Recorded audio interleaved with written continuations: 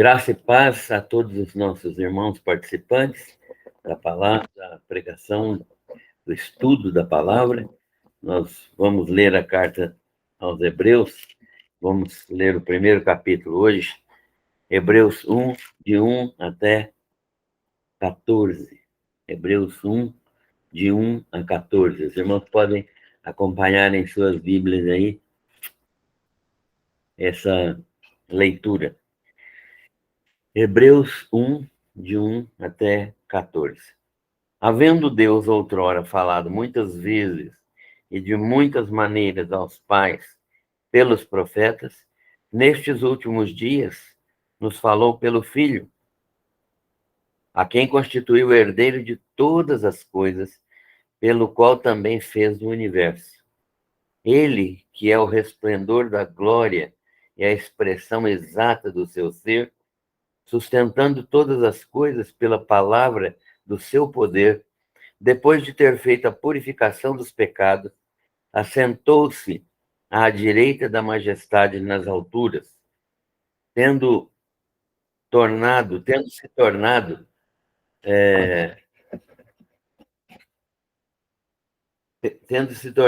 tão superior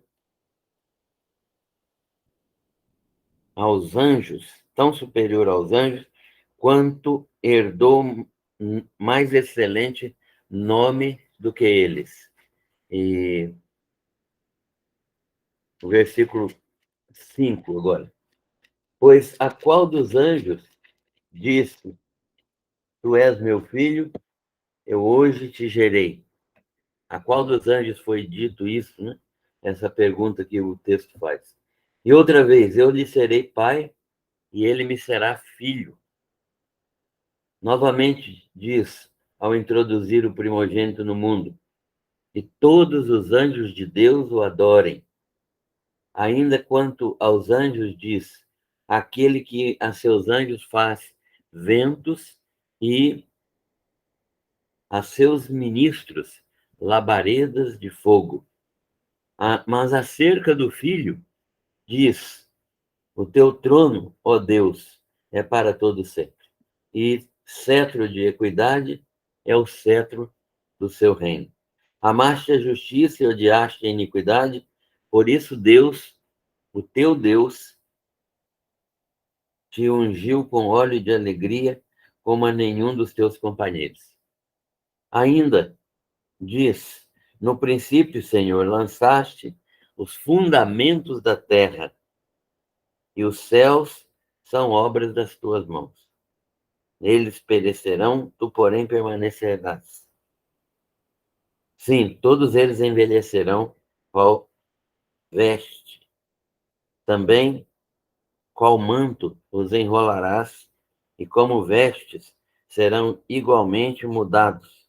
Tu, porém, és o mesmo, e os teus anos jamais terão fim. Ora, a qual dos anjos jamais disse: assenta-te à minha direita até que eu ponha os teus inimigos por escabelo dos teus pés? Não são todos eles espíritos ministradores enviados para serviço a favor dos que hão de herdar a salvação? Temos lido todo o capítulo 1 desta carta aos Hebreus. Vamos orar. Pai, nós te agradecemos pela bênção de podermos estudar a tua palavra e reconhecemos a tua graça, a tua misericórdia em nos permitir estudar com os irmãos e aprender mais de ti, em conhecer mais de Jesus e podemos assim adorá-lo em espírito e em verdade, como Deus verdadeiro, Senhor nosso, acima de todas as coisas. Nós te louvamos pela oportunidade, louvamos-te pela tua palavra, louvamos pelos irmãos que participam, louvamos-te, ó Deus, porque o Senhor usa de misericórdia para conosco e deixou a tua palavra para que pudéssemos meditar nela e crescer espiritualmente. Obrigado por tudo, abençoa a nossa vida a vida dos nossos familiares, abençoa a tua igreja, a vida do pastor, dos pastores, sustenta a vida de cada um. Nós pedimos pelo Brasil, que o Senhor tenha misericórdia do nosso país. Oramos e agradecemos por tudo, em nome do Senhor Jesus. Amém. Então, esse texto que nós vamos iniciar o estudo agora, é primeiro capítulo da carta de Paulo, da carta do autor, né, desta carta, que nós não sabemos quem é, embora muitas pessoas atribuam a Paulo, e até há uma versão latina das Escrituras, essa versão latina, que foi feita por Jerônimo no século IV depois de Cristo, ela fala que essa tradução que é conhecida como Vulgata, ela fala que foi Paulo quem foi o autor, mas a maioria esmagadora das evidências não permitem concluirmos cabalmente que esta carta foi escrita pelo apóstolo Paulo. A maior possibilidade é que ela não tenha sido escrita por ele, embora os argumentos usados na carta possam parecer muito com os argumentos do apóstolo Paulo. Mas o autor começa falando sobre Deus e a sua revelação. E ele começa falando isso porque ele está escrevendo principalmente para hebreus. O título da carta é Epístola aos Hebreus. É claro que não é o título que define, porque esse título foi introduzido na Bíblia pelos editores. Originalmente não está escrita aos Hebreus. É uma carta que foi escrita para crentes da Palestina e crentes de outros países, né? Crentes especialmente em Roma, que eram hebreus, ou seja, crentes que tinham vindo do judaísmo. Eles eram judeus, como Paulo era judeu, e se converteram ao judaísmo, como Paulo se converteu ao cristianismo, como Paulo se convertera ao cristianismo. E eles então tiveram que deixar o judaísmo, porque eles perceberam desde o início, como Paulo ensinou a várias igrejas, que o judaísmo e o cristianismo não são compatíveis, né? Não são compatíveis, eles não são iguais. Não é possível ser cristão e ser judeu ao mesmo tempo, porque os judeus ainda obedecem à lei e sacrificam animais, aguardam a vinda do Messias, que para eles não veio, porque Jesus não é o seu Messias. Só estas diferenças já bastariam, já seriam suficientes para que não se não houvesse nenhum tipo de confusão ou de aproximação, melhor dizendo, entre cristianismo e judaísmo. Então, o autor está escrevendo, demonstrando, ele vai demonstrar nesta carta que há uma revelação superior ao judaísmo, há elementos superiores ao judaísmo, e que Jesus Cristo, que reivindica ser Deus, que reivindica ser o Messias, é verdadeiramente Deus e é verdadeiramente o Messias. E que a renúncia a esta verdade e que não conhecer esta verdade e não reconhecer isso como plano de Deus leva as pessoas à perdição. Então, judeus que não conhecem a Jesus são perdidos, né? Então, mais uma vez, nós precisamos lançar a nossa ação missionária, inclusive para os judeus, para que eles possam reconhecer Jesus como seu Messias e como seu Salvador. O autor começa estabelecendo que é Deus quem está falando. E, meus irmãos, que coisa impressionante. A Bíblia não é outra coisa senão a palavra de Deus. O texto nos diz exatamente isso. Havendo Deus outrora falado. É porque Deus falou que nós estamos estudando a sua palavra, quer seja o Velho Testamento, quer seja o Novo Testamento. Deus falou, Deus se revelou. É por isso que nós podemos conhecer. Não é esforço humano que leva ao conhecimento de Deus. É preciso que isso fique muito claro. O esforço humano, a compreensão humana, a observação humana das coisas criadas leva ao reconhecimento da existência de um Deus, mas não leva à comunhão com Deus. Então, Paulo fala isso aos Romanos, dizendo que os homens são indesculpáveis, porque as coisas criadas falam a respeito de Deus, mas mesmo sabendo disso, os homens não deram glória a Deus, antes se perderam nas suas próprias concupiscências. Então, nós precisamos avaliar melhor essa questão, porque nós só podemos ser salvos na medida que ouvimos aquilo que Deus falou. Então, Deus falou no passado. O que é que Deus falou? Outrora aqui é no passado. Deus começou a falar a Adão, né? Nós que estudamos a palavra de Deus, sabemos que Deus começou a falar a Adão e Eva, lá no paraíso ainda. Depois ele falou a algumas pessoas. Ele falou a Noé, ele falou a Enoque, ele falou a Abel. Então, nós temos várias pessoas que ouviram Deus nesse intervalo. Falou a Noé, falou a Abraão, e Deus falou a muitas pessoas. Então, o texto diz: havendo Deus outrora falado muitas vezes, não há dúvida, não foi esporádico. Uma vez, não, eu duvido, por quê? Porque Deus pode não ter falado, pode ser alguma coisa da cabeça dessa pessoa. Não, ele falou muitas vezes e de muitas maneiras.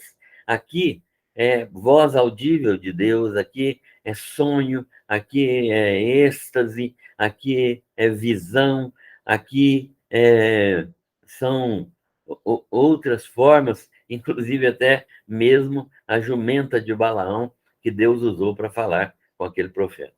Então, havendo Deus de muitas maneiras falado aos pais. Quem são os pais? Os pais são os precursores da nação judaica, né? Os pais são aqueles fundadores da nação judaica, ou são os antepassados dos judeus. E Deus falou por meio dos profetas. Então, Deus fala de muitas maneiras e fala também pelos profetas. Muitos profetas de Deus foram chamados para falar. Quando a gente lê a Bíblia, a gente não vê apenas os profetas canônicos. O que são profetas canônicos? Profetas canônicos são aqueles cujos escritos ficaram na Bíblia, estão na Bíblia, né? Quais são esses profetas canônicos? Isaías, Jeremias, Ezequiel, Daniel, Oséias, Joel, Amós, Obadias, Jonas, Miqueias, Naum, Sofonias, Ageu, Zacarias, Malaquias. Estes são os profetas canônicos. São profetas cujas profecias dadas por Deus foram registradas e constituem, o Velho Testamento constitui nossa Bíblia. Mas Deus não falou apenas por esses 12 profetas canônicos. Deus falou também pelos profetas que ele chamava. Então, nós vemos alguns profetas que não são mencionados aqui, pelos quais Deus falou. Elias é um desses profetas, Eliseu é um desses profetas, Aías é um desses profetas, Natã é outro desses profetas, e assim temos vários profetas na Bíblia que falaram em nome de Deus. Então, Deus fala por intermédio de várias coisas, de várias pessoas, de muitas maneiras e pelos profetas. Mas isso foi nos últimos, no tempo passado, aos pais. Nestes últimos dias, o que são últimos dias aqui?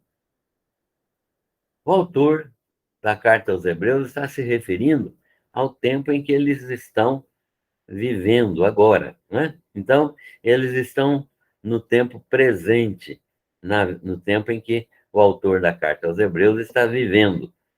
Nestes últimos dias, ou seja, de alguns anos para trás, de agora a alguns anos atrás, né, nós ouvimos, Deus nos falou por meio de seu Filho. Agora há uma diferença. Deus está falando por meio de seu Filho. Deus está falando de um modo especial. Agora é o Filho que está falando. E por que é especial? O Filho não poderia ser apenas um profeta? Ele não é apenas um profeta, ele é filho, porque ele tem uma qualidade essencial de filho que nós precisamos entender. O autor aos Hebreus diz: há quem constituiu herdeiro de todas as coisas. Olha, então é o filho. Quem pode ser herdeiro? Quem pode ser herdeiro de uma pessoa? O filho. Então é apresentado aqui a condição que Jesus assumiu para ser herdeiro de Deus. Então, nestes últimos dias, naquele tempo que o autor está escrevendo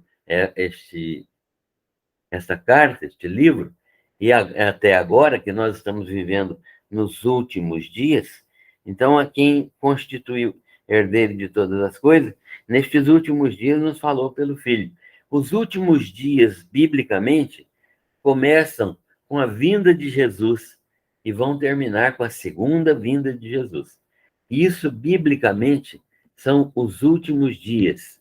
Os últimos dias, o tempo em que a igreja está presente no mundo e está falando em nome de Jesus e está pregando em nome de Jesus, está anunciando o Evangelho de Jesus. Estes são os últimos dias. Paulo fala em algumas de suas cartas, mas principalmente a Timóteo, que nos últimos dias apostatarão alguns da fé. Ele está se referindo a quê? Ao tempo em que ele estava preso e escrevendo a Timóteo. Mas os últimos dias, então, vão se estendendo até a segunda vinda de Jesus. Na primeira vinda, ele veio e foi crucificado. Na segunda vinda, ele vem gloriosamente para ser vitorioso sobre todas as coisas. Nestes últimos dias, o que basta, então, é a palavra do Senhor. Isso precisa ser muito bem estudado, porque nós temos ouvido tanta gente chegar e dizer: ah, Deus falou comigo. Ah, eu tive uma revelação. Deus me mostrou. Deus trouxe uma palavra para mim. Meus irmãos, qualquer palavra que eu queira entender como palavra de Deus, ela tem que vir da Bíblia, da Bíblia. Ela tem que sair da Bíblia. Ela não pode ser apenas uma ideia minha, uma sensação minha, uma visão minha, uma pretensão de revelação, né? Deus me revelou. Então, toda a revelação de Deus encerrou-se no seu Filho. Toda a revelação de Deus encerrou-se no seu Filho. Tudo que está sendo cumprido agora já foi revelado.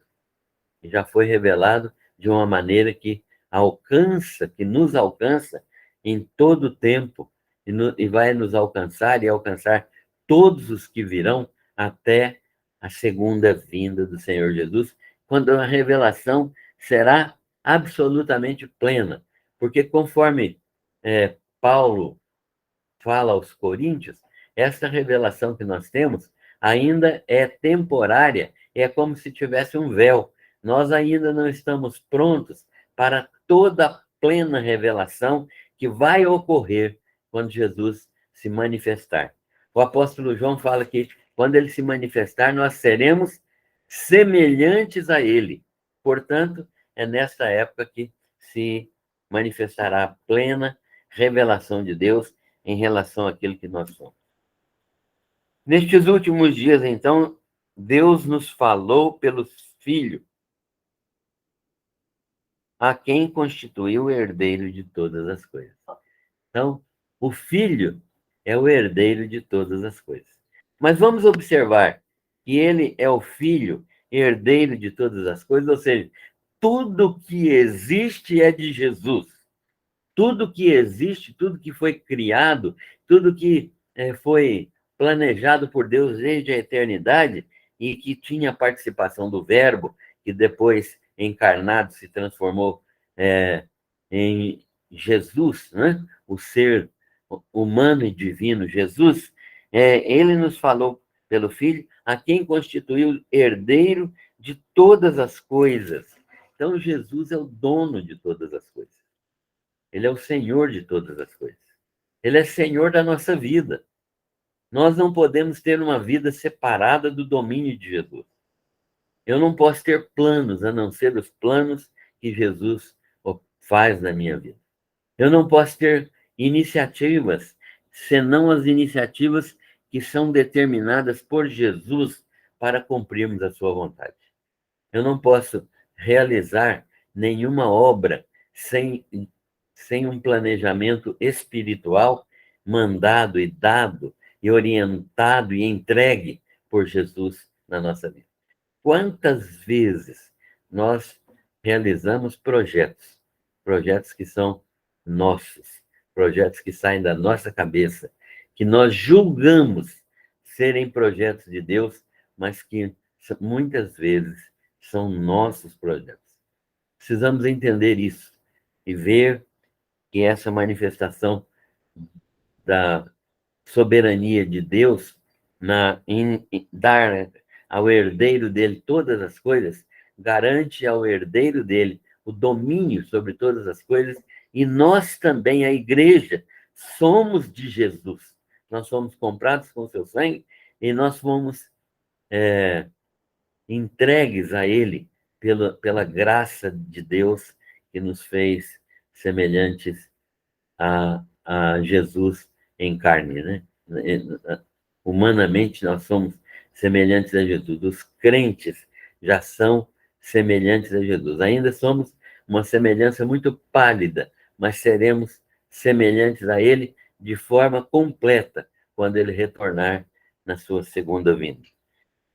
E o texto continua dizendo que não só Ele nos falou nestes últimos dias, foi constituído herdeiro, mas declara claramente que, pelo qual, versículo 2, também fez o universo.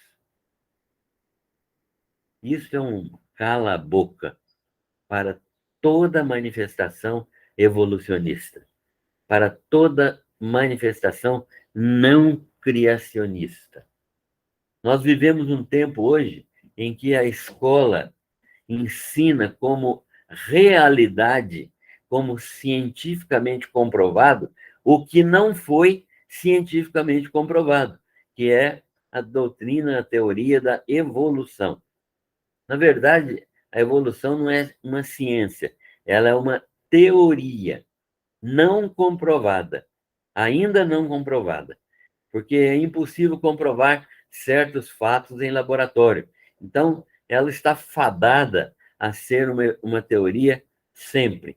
Mas a Bíblia declara categoricamente a criação. O primeiro capítulo da Bíblia fala de criação. Criação.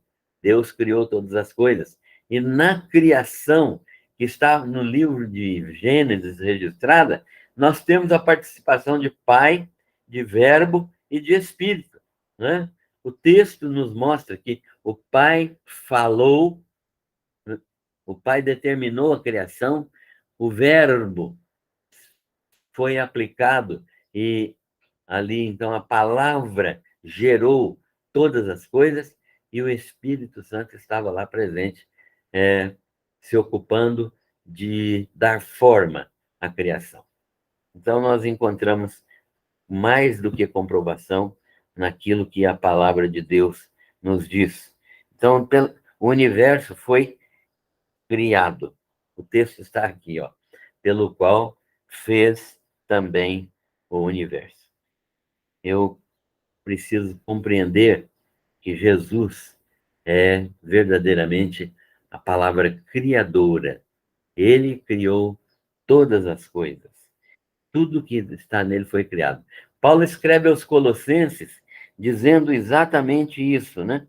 Colossenses 1,16. Depois, quem quiser pode ver isso com mais calma. Colossenses 1,16 demonstra categoricamente a existência do Criador, Jesus, né? Ele é o primogênito, mas ele é o Criador também. Ele que é o resplendor da glória. Resplendor da glória. O que significa isso, resplendor da glória? Ele é a manifestação brilhante, ele é a manifestação resplendente, ele é a manifestação fulgurante de toda a criação, né? Ele é verdadeiramente o resplendor da glória e a expressão exata do ser de Deus. Você quer conhecer a Deus? Aliás, eu tenho ouvido e visto algumas coisas nesse sentido que nos deixam assim assustados. Muita gente querendo ver Deus, muita gente dizendo que tocou em Deus, muita gente falando que quer ser abraçado por Deus. Meus irmãos, Deus é um espírito que não tem corpo. Ele é absolutamente invisível. Invisível. Nós podemos ver, talvez, no céu, talvez não, é certo que no céu nós veremos a sua glória. Mas o ser de Deus é invisível. Se você quer conhecer a Deus, Jesus Cristo é o resplendor da glória e a expressão exata do seu ser, do ser de Deus. Então, nós estamos vendo que Cristo é verdadeiramente manifestador da glória de Deus e ele é o Deus que se manifesta. Quem quer conhecer a Deus precisa conhecer Jesus Cristo, porque ele é o resplendor da glória e a expressão exata do seu ser. Nós não vimos Jesus assim, né? Mas os apóstolos viram. Pedro, Tiago e João viram Jesus glorificado no monte da transfiguração. E os discípulos viram quando ele subiu ao céu, quando ele ascendeu aos céus num corpo glorioso. Mais pessoas não viram, mas nós sabemos que o testemunho deles é verdadeiro. Agora, preparem-se, porque nós vamos vê-lo do jeito que ele está hoje, que ele é hoje, do jeito que ele é definitivamente para sempre, nós vamos vê-lo na segunda vinda. Glorioso, brilhante, resplendente. Então, uma criatura esplendorosa, uma criatura fulgurante.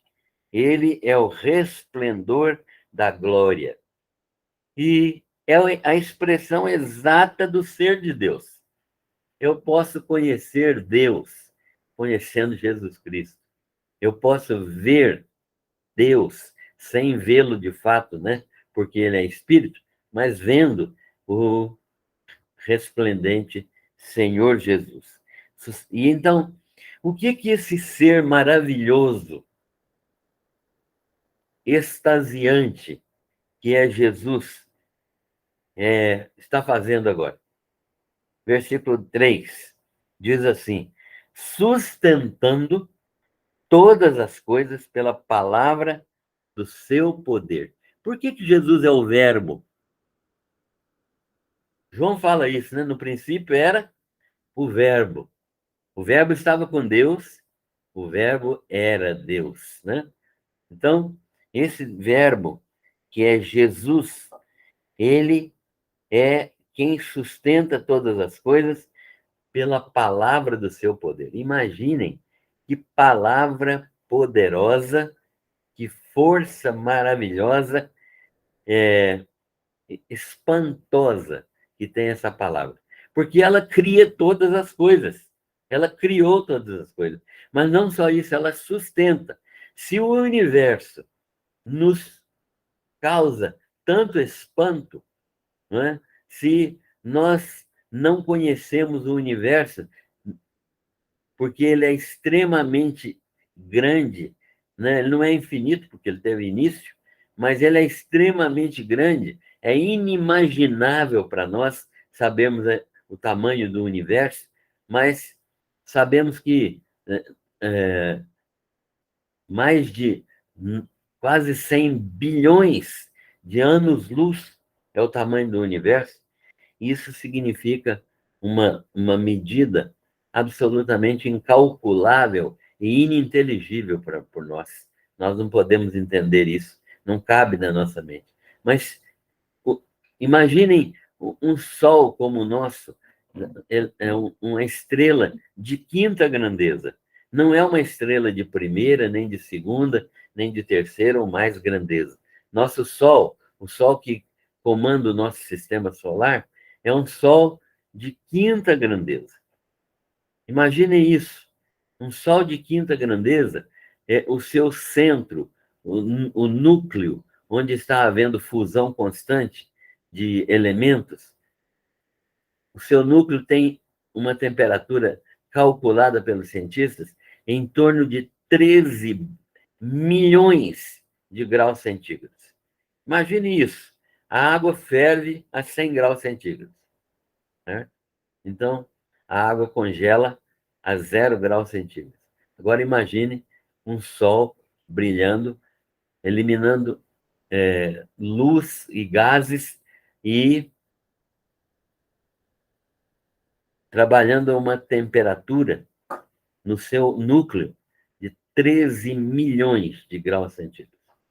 Isso significa que se nos aproximarmos do Sol um pouco mais, é por isso que não tem vida nos outros planetas, né? Porque ou estão um pouco longe ou um pouco muito perto. Então, a Terra está colocada numa posição absolutamente perfeita por Deus. Os cientistas calculam que se a Terra estivesse alguns graus mais próxima do Sol, nós não teríamos vida aqui. Se ela estivesse uns mesmos graus longe do Sol, também nós não teríamos vida na Terra.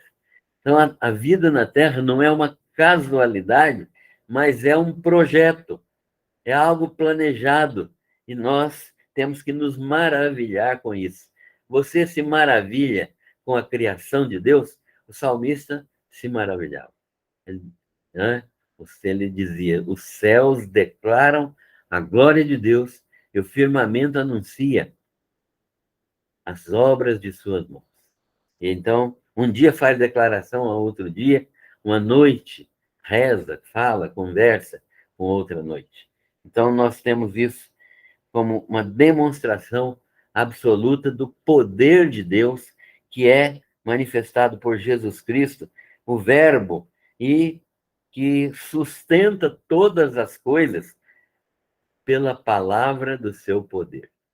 Imaginem se Jesus disser uma única palavra, e isso tudo é destruído.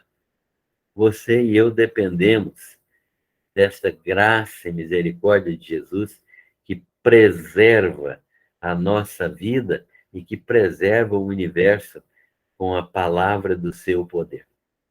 Esse é o Jesus. Não é o Jesus amigão, não é o Jesus que a gente vê sendo desrespeitado, não é o filósofo Jesus, não é o hippie Jesus, como quiseram algumas pessoas, não é um professor Jesus, não é. Ele é o Deus eterno, Jesus. E ele veio a este mundo para uma coisa. O texto diz assim: sustentando todas as coisas pela palavra do seu poder, depois de ter feito a purificação dos pecados. Olha aí a missão de Jesus aqui na terra. O que Jesus fez aqui na terra? A purificação dos pecados. Jesus veio purificar-nos dos nossos pecados. Mas essa purificação dos nossos pecados não é relativa apenas a nós. Por que os pecados têm que ser purificados? A razão principal é por causa da santidade de Deus. O pecado ofende a santidade de Deus. O pecado agride a santidade de Deus. O pecado quebra a comunhão, quebrou a comunhão do homem com Deus. O pecado mancha a, a relação homem-Deus e o pecado traz a existência do mal no mundo e a destruição das coisas que Deus criou, nem que seja temporariamente, isso acontece. Nós sabemos disso.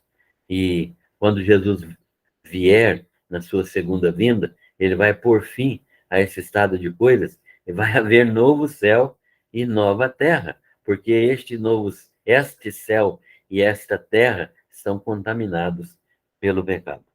Então, o texto nos diz claramente: depois de ter feito a purificação dos pecados, isto é, Jesus veio, deu a sua vida, morreu em nosso lugar, derramou o sangue sobre a cruz do Calvário para que nós fôssemos lavados, nos aproximou de Deus novamente, pacificando-nos e nos reconciliando com Deus, né? A pacificação é aquilo que Deus faz, aproximando-nos novamente de Deus, porque nós éramos inimigos de Deus.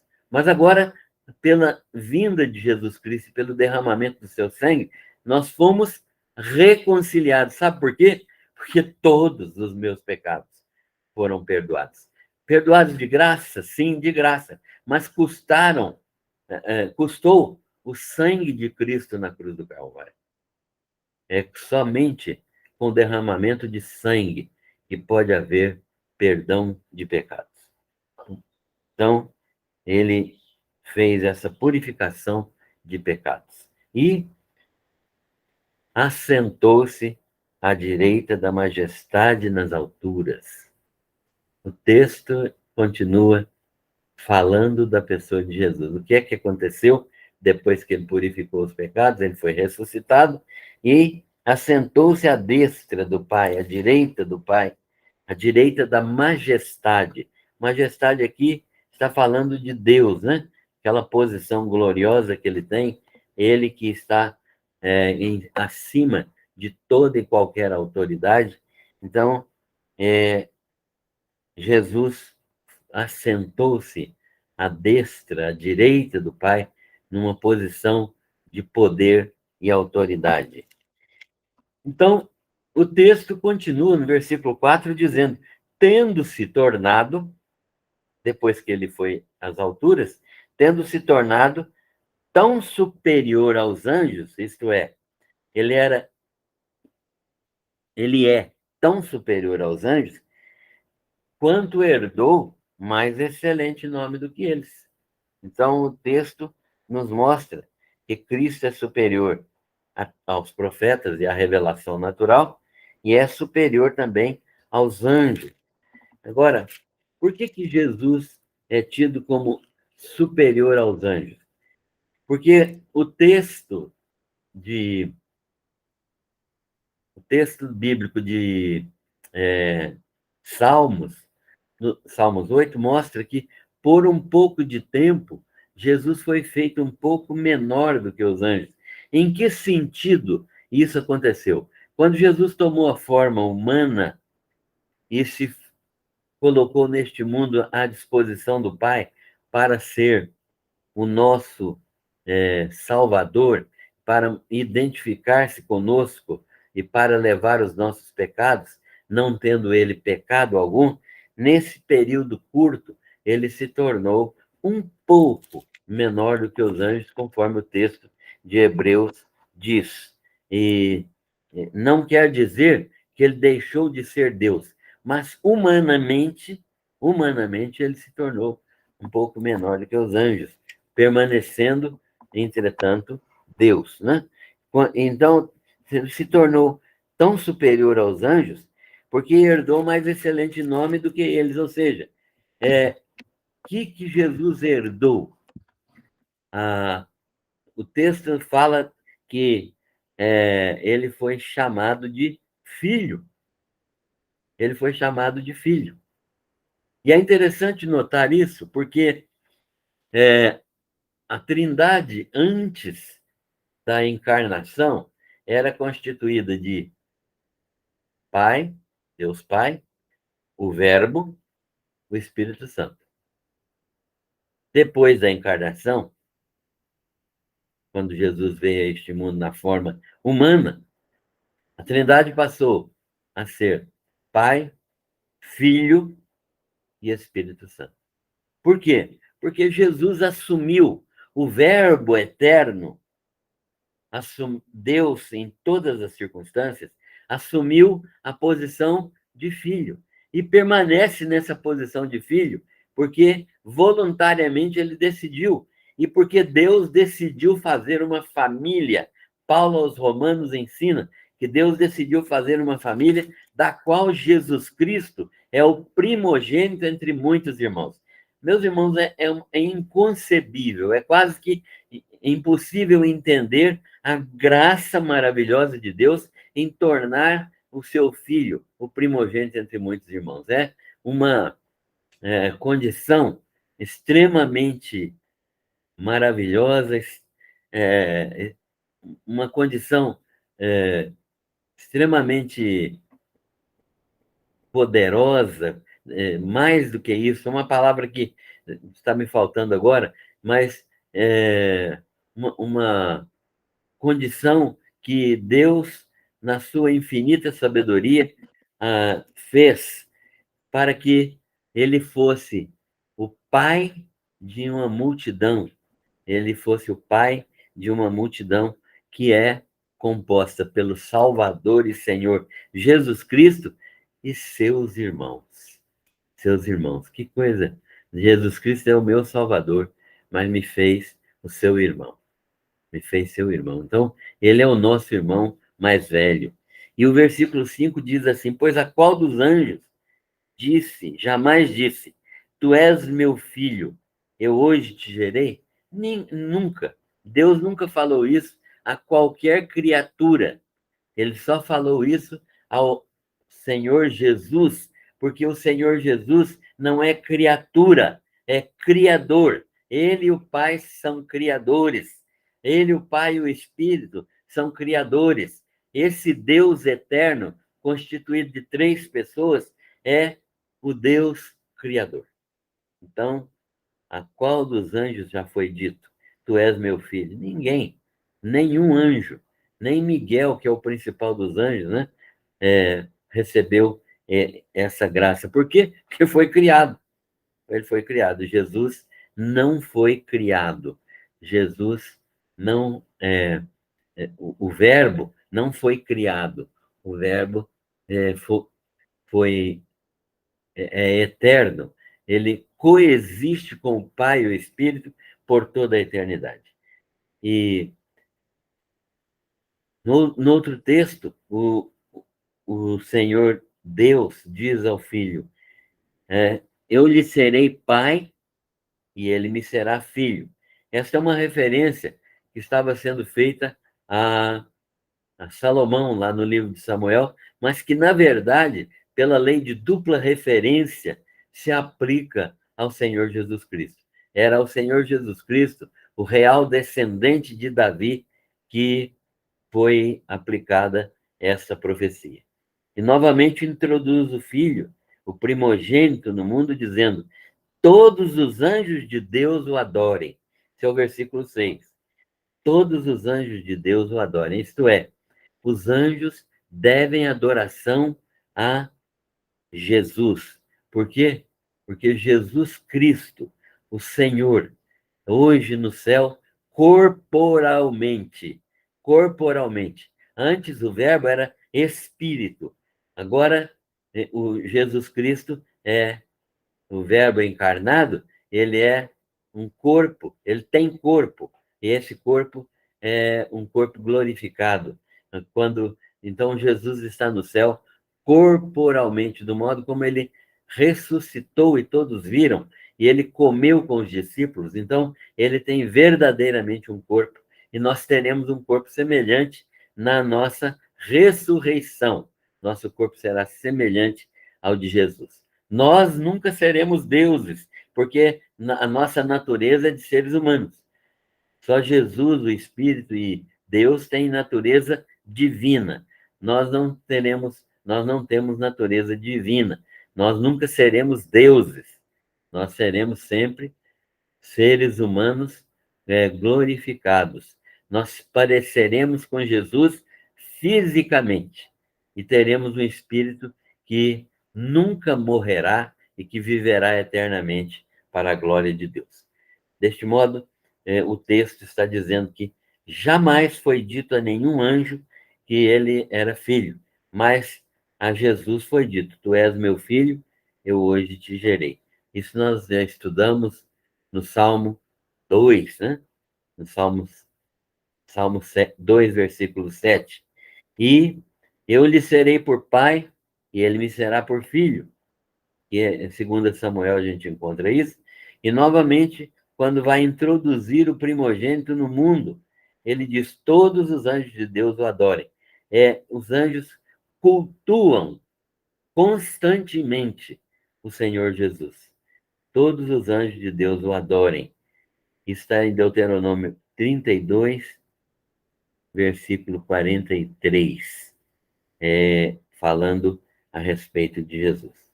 Ainda quanto aos anjos, diz aquele que a seus anjos faz ventos, ou mensageiros, também é uma palavra que pode traduzir aqui, mensageiros, ou ventos, né? E a seus ministros, labareda de fogo, né? E ele usa os anjos o servem e realizam aquilo que ele determina. Aquele que a seus anjos faz ministros, e esses ministros são capazes de servi-lo do modo como ele estabelece, espíritos que estão a serviço de Deus. Os anjos são espíritos criados. Os anjos são criaturas, por isso não devem ser adorados, porque são criaturas de Deus. Todos os anjos devem adorar a Deus e devem servir a Deus. Mas acerca do Filho, ele diz: o teu trono, ó Deus, é para todo sempre. O teu trono, ó Deus, é para todo sempre. E ele é chamado, então, aqui de Deus, o próprio Filho, né? O próprio Deus eterno, que é o Senhor Jesus, ele é chamado de Deus. O teu trono, ó Deus, é para todo sempre. Isso nós encontramos nos Salmos que falam da divindade de Jesus. E Jesus é identificado, então, como Deus. Então, nós precisamos avaliar direitinho a doutrina da Trindade.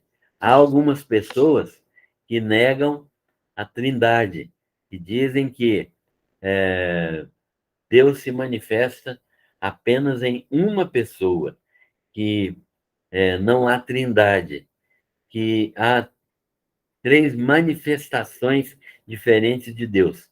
Que Deus é Deus, mas quando ele é Deus, ele não existe nem o Filho, nem o Espírito. Deus é Espírito, mas aí ele não é nem Pai e nem Filho. E Deus é Filho, mas aí ele não é nem Pai e nem Espírito. Então, ele só se manifesta de uma única maneira, né? Ele não existe trindade, existe manifestações diferentes de Deus. A Bíblia diz que existe trindade e que essa trindade é composta de três pessoas, de uma só natureza. Trindade. Três pessoas distintas. Pai é uma pessoa, o Filho é uma pessoa, o Espírito Santo é uma pessoa. Eles dialogam entre si desde a eternidade, né? E uma única natureza. O Espírito Santo tem natureza divina, o Filho tem natureza divina, Deus Pai tem natureza divina.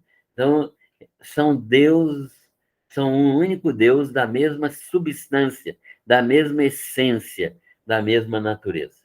E isso subsistindo em três pessoas. Então, acerca do Filho, é dito que o trono dele é para todo sempre. E cetro de equidade é o cetro do teu reino. Falando do reino de Jesus, da equidade, da justiça que vai haver, do equilíbrio que vai haver no reino de Jesus. Aqui é uma menção tanto ao reino milenar quanto ao reino eterno de Jesus. E fala do seu caráter. Amaste a justiça e odiaste a iniquidade. Na sua forma humana, ele amou a justiça e odiou a iniquidade. Por isso, Deus, o teu Deus, te ungiu com óleo de alegria como a nenhum de teus companheiros. Isso também é uma profecia a respeito de Jesus e do seu ministério humano, do seu ministério nesta terra, quando ele assumiu forma humana. No versículo 10, diz assim: No princípio, Senhor, lançaste os fundamentos da terra e os céus são obras das tuas mãos. Tá?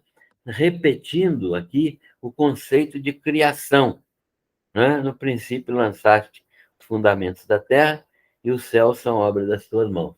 Repetindo aqui o conceito inicial que nós já vimos de supremo criador de todas as coisas. Mas aqui é acrescentado o fato de que esta criação vai desaparecer, ela vai ser destruída. Mas ele, o Criador, permanecerá para sempre. Tu, porém, permaneces, né? O versículo 11. E, sim, todos se envelhecerão, a criação que ele está falando, todas as criaturas e criações de Deus perecerão. Todos eles envelhecerão como um vestido. Também, qual manto, né? Os enrolarás. Né? O texto está falando daquela linguagem que Pedro usa, falando que o céu será enrolado, né? por Deus na época da criação de novo céu e nova terra. Também qual manto os enrolarás, e como vestidos, serão igualmente mudados. Deus vai alterar todas as coisas, mas quem estará fazendo esta obra é Jesus com sua palavra. Tu, porém, Jesus, né, o Salvador, és o mesmo, e os teus anos jamais terão fim. Está falando aqui da eternidade de Deus, da eternidade do Filho. Mesmo na condição de Deus homem, ele é eterno, não é? Ele é eterno. Então, ele jamais terá fim, como Deus eterno. E é interessante notar que em Jesus hoje, na pessoa de Jesus Cristo hoje, nós temos uma pessoa com duas naturezas. Né? Uma pessoa com duas naturezas. Uma pessoa, Jesus, com duas naturezas. Natureza divina, natureza humana. Nós cremos nisso, embora isso seja misterioso, né? É um mistério que precisamos crer pela fé, porque a palavra de Deus nos afirma isso. Muitas vezes é difícil entender como que se dá esta fusão, esta harmonia, este entrelaçamento entre Jesus, corpo humano, e o Verbo divino, de forma que eles se transformam não em duas pessoas, mas em uma pessoa só. Né? Não há duas pessoas é, nesta fusão. Há uma pessoa única, é Jesus Cristo, Deus homem. E ele é o Deus que é eterno também. E a qual dos anjos Deus alguma vez disse: assenta-te à minha direita, até que eu ponha os teus inimigos embaixo dos teus pés, até que você pise os seus inimigos? Não disse para ninguém, disse exclusivamente para o Filho, que é Jesus Cristo. E faz uma pergunta, e nós vamos encerrar aqui. Faz uma pergunta. O texto faz uma pergunta interessante. Não são todos eles quem? Os anjos, espíritos ministradores, olhe bem, espíritos ministradores significa o quê? Espíritos que estão a serviço de alguém. Ministrar significa servir. Então, o autor está perguntando, inspirado pelo Espírito, não são todos eles, ou seja, aqui, na verdade, ele está afirmando, por meio de uma pergunta retórica, ele está afirmando, todos eles, todos os anjos, são espíritos ministradores, enviados para quê? Para servir a quem?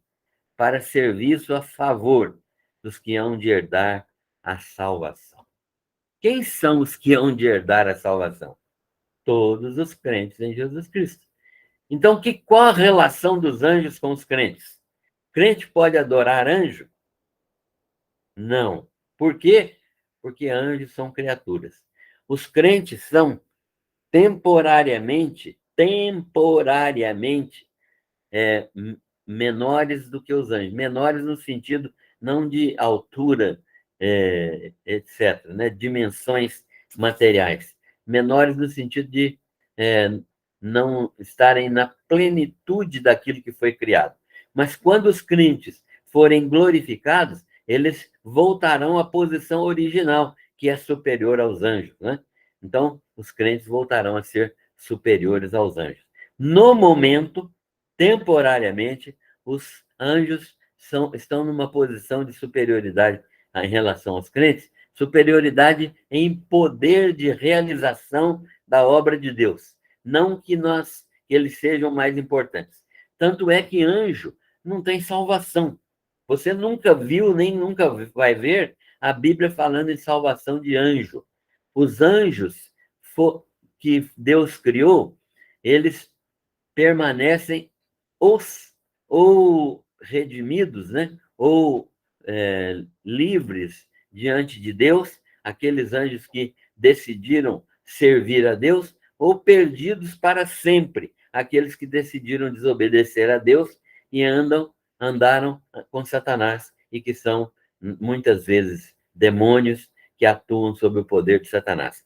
Eles não têm nenhuma chance de salvação, eles já estão condenados e serão lançados no lago de fogo.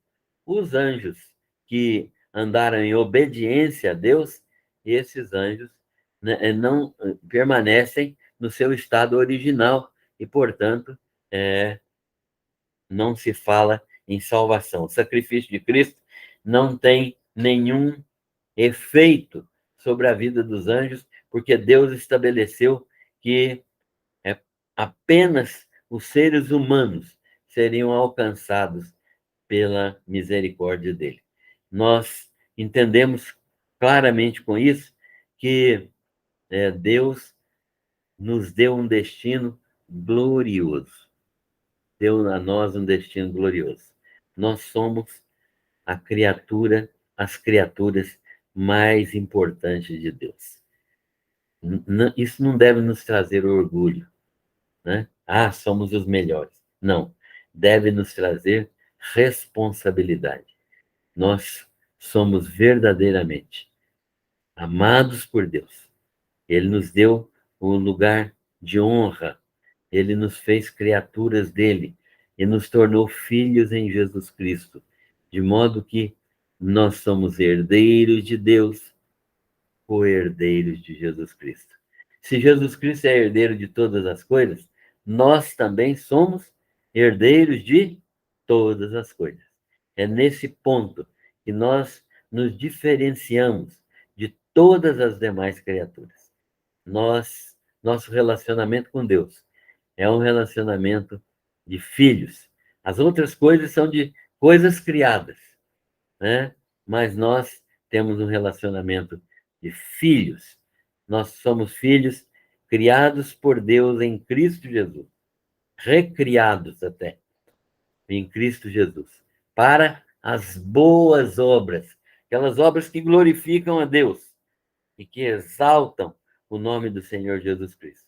Porque nós temos pessoas eternas, espirituais, os anjos, que eternas não, criadas. Anjo não é eterno, ele é criatura, né? Ele foi criado há um tempo em que não existia anjo, só a partir da criação. Então, essas criaturas de Deus são ministradores da graça, da misericórdia de Deus e atuam na, na nossa vida, atuam na vida da igreja, favorecendo a igreja, não abençoando, mas trazendo bênçãos. Só Deus é que pode abençoar. O negócio eu te abençoo em nome de Jesus é um negócio complicado. Por quê? Porque a bênção está apenas com o, o Senhor Jesus na nossa relação com Ele na igreja, né? Nós podemos dizer que nós oramos pedindo a Deus que abençoe, né? Nós pedimos a Deus a bênção para as pessoas, nós queremos que as pessoas sejam abençoadas e oramos por isso, mas eu declarar que uma pessoa, eu te abençoo em nome de Jesus, isso é muito complicado. Eu preciso entender que é Deus quem abençoa. Muito bem, deu uma corridinha, mas terminamos o capítulo 1 e nós abrimos agora para perguntas e para conclusões que os irmãos tenham, para qualquer tipo de comentário. Os irmãos estão livres, estão à vontade para fazer. Eu vou desligar aqui.